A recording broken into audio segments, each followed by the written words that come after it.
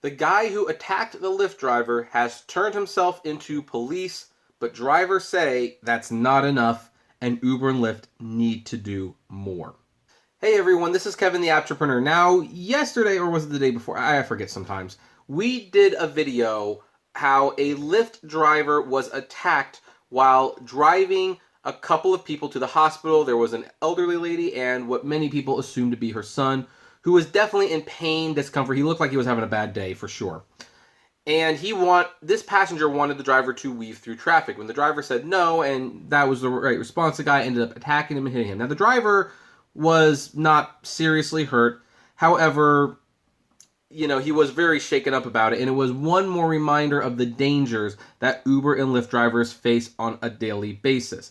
And the Lyft driver admitted, by the way, he isn't sure if he wants to continue doing this because there is no protection for drivers. There just isn't. And, well, Lyft said that they deactivated the passenger's account, but a lot of drivers say that's not enough, and we're going to talk about why. Now, let's look at the good news first over here. A suspect in assault on New York City Lyft driver surrenders, source. And you can see that little video playing in the background of the incident in question. And it says, the suspect in an assault on a Lyft passenger in Queens has surrendered to New York City authorities, according to a police source. George Catalano, 36, is charged with reckless endangerment and assault for the incident, which was caught on camera, is expected to appear in court Thursday afternoon, the source said. He would probably do well to plead guilty. Catalino is the alleged passenger in a May 23rd video, which shows a man repeatedly punching 36-year-old Lyft driver Eduardo Mariado from the back seat.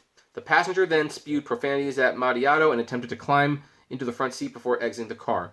I was scared for my life, Mariado told ABC New York station. The passenger was accompanied by a woman, and for a majority of the video, he is seen lying in her lap. He appears to be in pain and moans loudly multiple times throughout the 12-minute ride. Mariado said the pair asked him to drive to the hospital in Queens, and the man became extremely agitated after traffic prevented him from speeding up. So, anyway, Mariado was not seriously hurt. Lyft said it had permanently banned the passenger from its platform. Interestingly, even though they said at one point that they were, how should I put that? Even though they said that they were cooperating with the law enforcement, nothing Lyft said apparently led to this guy getting arrested. The guy turned himself in, probably because he's getting recognized everywhere. Now, one thing that I didn't talk about in the video is how what happened after this happened was that Uber announced that they were going to start deactivating riders with low star grades. And many people said that is not good enough because you can always sign up for a new account with a new email under a new name. In fact, Uber and Lyft don't even require you to give real names. You can actually put fake names. I remember when I was a Lyft driver, I picked someone up on Halloween and their name was Deadpool. Now, granted, it was cute because I went to the party and Deadpool walks out, and that was a pretty awesome thing. However, on days that are not Halloween, you go up and you see like 1+1, that's the passenger you're picking up. That is scummy as heck. And there's no accountability, and Uber and Lyft don't question it, which is why I was asked to share this change.org petition, of which I rarely share change.org petitions. I think they are largely ineffective. But they are demanding rideshare companies verify rider identity, and this was written by a rideshare driver, Uberman Tampa, I believe. And this is what it says. Every single rideshare driver must provide a driver's license, social security number, and a photograph. The passengers do not. Many cases of passengers attacking Uber and Lyft drivers, and no, I'm not forgetting about it being the other way around, and it's getting out of hand. I personally know 2 drivers who were SA, and Uber and Lyft did nothing. And that is a ad. It's like, sorry folks. As a driver, we have no idea who we're picking up, and I'm proposing the following. Uber and Lyft require a government-issued photo ID with information for law enforcement in the event of an incident. This is mandatory to use the platform.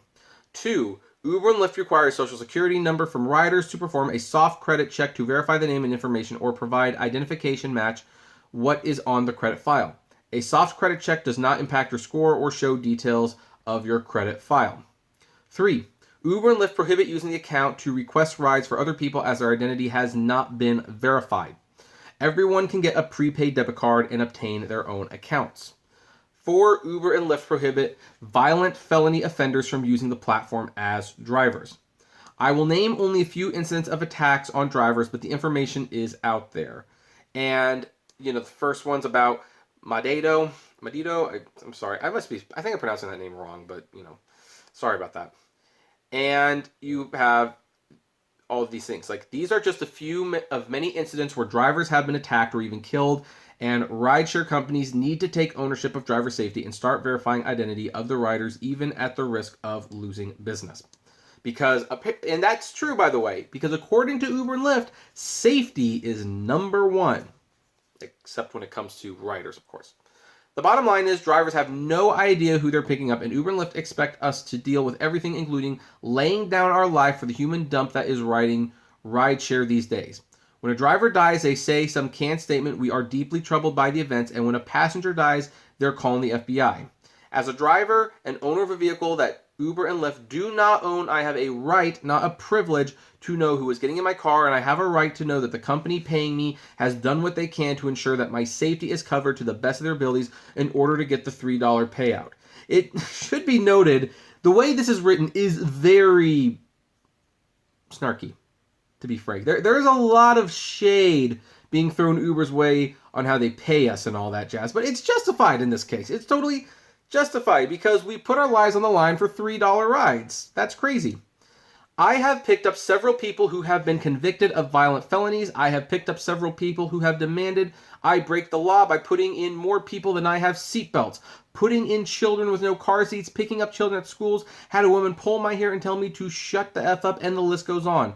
The worst part, Uber and Lyft are charging people good money and paying us $7 for the ride, $3 for the ride, cheating us out of surge pay, yet charging the rider the full surge, yet we own the car and bear all the expense of the car.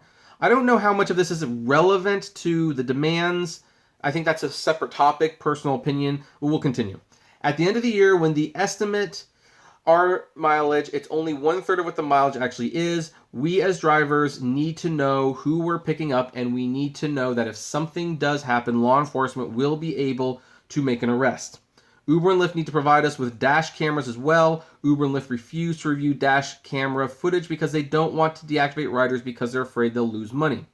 This is where he's firing on all cylinders. They don't care about driver safety. They also tell drivers they're not allowed to protect themselves and will deactivate a driver if they pull a lethal or non-lethal weapon on a rider. That is true, by the way. You can check. I've made videos about all of this. Rideshare companies need to vet their customers to protect their liability and the safety of the drivers, since the drivers are the ones doing all the work while they live in their mansions and do who knows what.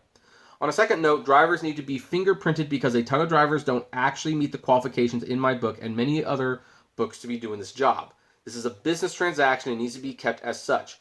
No more drivers with violent criminal backgrounds and were not detected by a level 1 background check. No more drivers who are drunk, stoned, do drugs, and allow other inappropriate behaviors in the car. This is a business transaction. Both drivers and riders need to feel safe. By the way, so here's the thing. Despite the fact that I think it overreaches in the argument, this is a very well-written petition. That's why I'm going to link to it below. I don't think it'll actually do anything, like I don't think a lot of things will. But that said, please sign it, because the only way you even attempt to make a change is to do something. They want 100 signatures. I would personally hope for 100,000 signatures. But here's the thing. I will tell you what. It's like, let's see here. I agree. I'm signing this live on YouTube.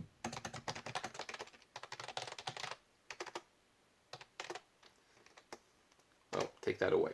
So, and sign the petition. So, there you go. I have signed the petition, and I'm going to link to it below. Because here's the thing. What's important about this is that all the points are right. Uber and Lyft are now publicly traded companies. They need to take safety seriously. They need to take professionalism seriously. That means they have drivers that they have vetted more than a level 1 security level, and they know that they have no criminal background checks. They are not inherently violent people, and that they don't have mental issues. They need to do the same thing for the passengers. So, anyway, that's where we are right now. I am definitely glad this guy turned himself in. It's not enough. Uber and Lyft need to do more. But I pass the question on to you guys. What says you? Do you agree, disagree? I'd love to know. Comment below. Like, favorite, share, subscribe. If you enjoy my videos, consider... Well, here, I'm going to put this over here. Consider becoming a Patreon member. It's totally optional, of course, but even as little as $1 a month goes a long way to helping the channel run smoothly, and you get access to my Patreon's exclusive blog.